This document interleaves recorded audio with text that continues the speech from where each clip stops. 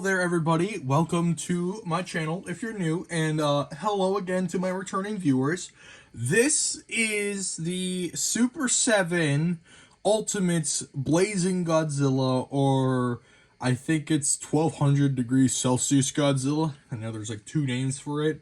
This is my first ever Super 7 Ultimates Godzilla figure ever, and judging by at least when I fiddled with it before, I don't think it was like my best first pick, only because you will see later on why.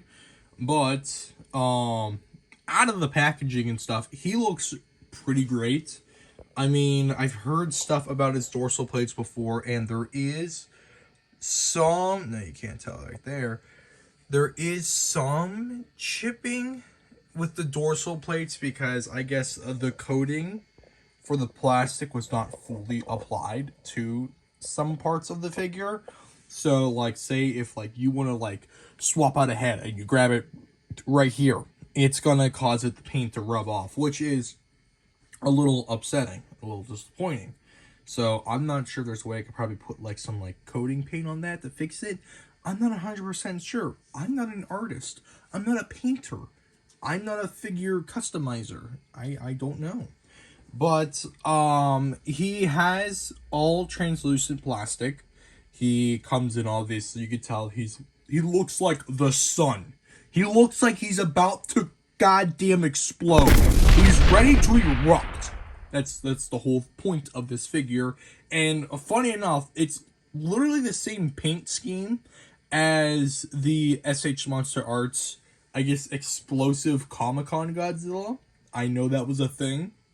I just haven't seen it anywhere. And I know it's probably hard and rare to find. But this is why I got this, because it literally reminded me of that. But enough about the looks and everything else. Let's just get into the works here and let's see what he comes with. Unlike most SH Monster Arts figures, he actually comes with like swappable hands, and he's got two sets. He's got these little ones where it looks like he's about to grip onto something. I'm not sure what you would call these. I guess clawed hands. Well, those ones are more clawed hands. These ones are just like, I guess, like a mid-form fist. And then you got fist. You know, you got fist, you got the punching fist. And then, sadly, since he doesn't have a hinged jaw, he comes with a swappable head, which the paint for the head actually looks fine.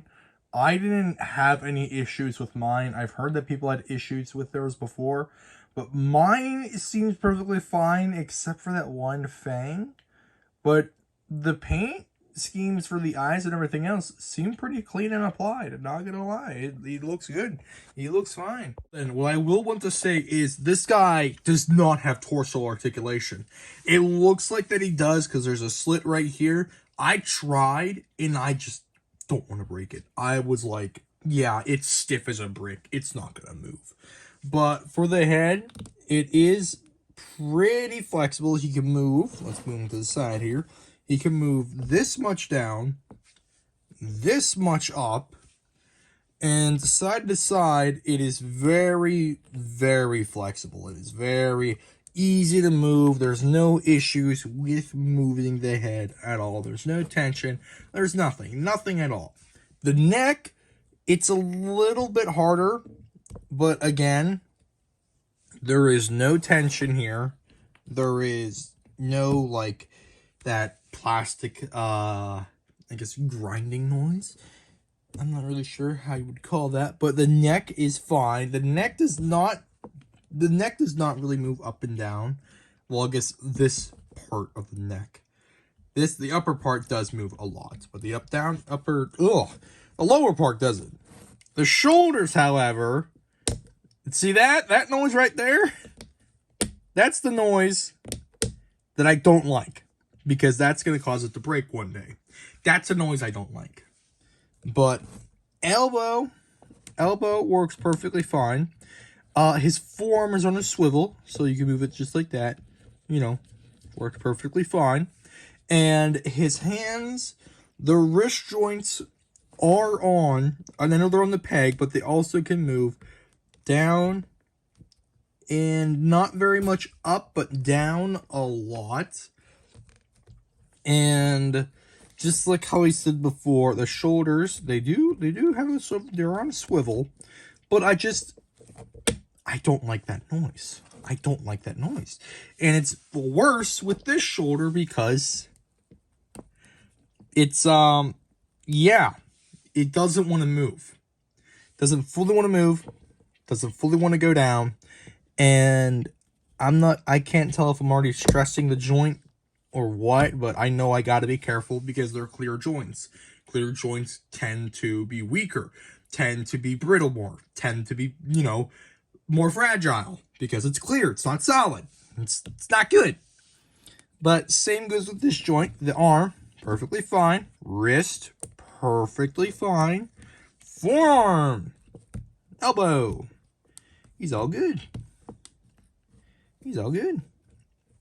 Now then, moving. Oh, he looks kind of sassy there. But moving on, give him a little sass. Give him a little. Give him some sass there. But moving on to the legs, though. The legs are not ideal, I would say. Because, obviously, right there, they move perfectly fine. They move up and down just like that. Knees don't want to work. Knees, they are very difficult to move. Once again, they're making that joint clicking sound, which I just don't like and appreciate. Here with the ankles, he can move his foot that up, move it that down, which is the same for this side on the other side. Now they do spread a bit, but that's how far they spread. You can't make a full split, but it's whatever. Knees don't want to. That one don't want to bend. That does not want to bend. I'm not gonna force that. I gotta get a hair dryer. But ankles for this one move perfectly fine, and yeah, that's how that moves. The tail's a little interesting.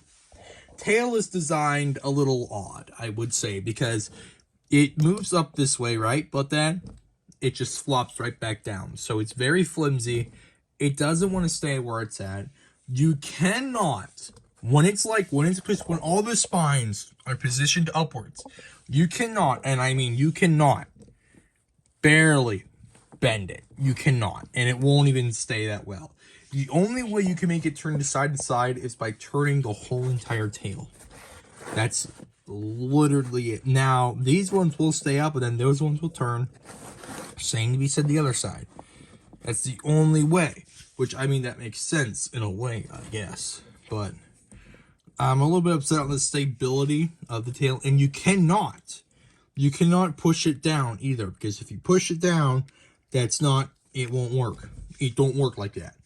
And like how I said before, the torso does not move. It does, but you can tell it just goes right back to place. So I'm not sure what's up with there. I'm not sure if the torso is supposed to move on the normal figures. Someone's going to have to let me know down at the comments below because I'm unsure. Now, swapping out the head, I usually like to try and grab it right by the lower part so I'm not scraping the paint. You just got to rip it off, and you can tell there's a clear ball joint, which, again, not the most ideal thing. But then you just pop it on, and then just like that, he will be there. Just like that. And then once you want to take it off, and then you just, no, hey, good, get back over here. And you just slap her. That didn't sound good. Slap her back on. That didn't sound good. Why did that not sound good? But yeah, that's, and same goes for the hands. And do a little demonstration here. You just pop off that. And then there's a peg right there. Let's give him a good old fisty. And we just pop on the fist. And actually, that popped on very well. That popped on extremely well. Now, let me see something here. Yeah, there you go. Now I can make it look like we're about to... I wish the thing, the torso would move to get a lot more dynamic posing, but I guess not. Which is still a little disappointing. But it's whatever, though. But yes, this is the Super 7 Godzilla. Now, I know this was a little bit more of a quick review because there wasn't really much to get down into. Because it was a pretty simplistic figure with simple painting and not much of an issue. I didn't mean to bump into my camera like that. But it's just... Now, would I recommend to use this for stop motion? No. I personally wouldn't, because it's just on how brittle the joints are. I think this might be just a shelf thing for me. I might just have him there just to look cool. But yeah, this is not an ideal figure for stop motion. I mean, you could probably get any other Super 7 figure, and I would imagine that would probably be much more better than this. And just to get some size comparisons in, this is what he looks like right next to the -1, which he is very large. He is a large figure. I think he's 9 inches or 10 inches tall. So he is a very large figure. You're going to need some decent shelf for him, especially with that tail. His tail's gigantic. Now, that is pretty much it. If you guys have any more questions or comments or concerns, you can always let me know down in the comments below. And if you enjoyed this little review video, let me know. You know, leave a like on the video. It really helps to support the channel. And please, if you haven't already, and if you're still new to this channel, go check out some more of my videos, and maybe feel free subscribing. I would really appreciate that. My goal is to get to 10,000 by the end of this year. Other than that, I hope you'll have a wonderful day.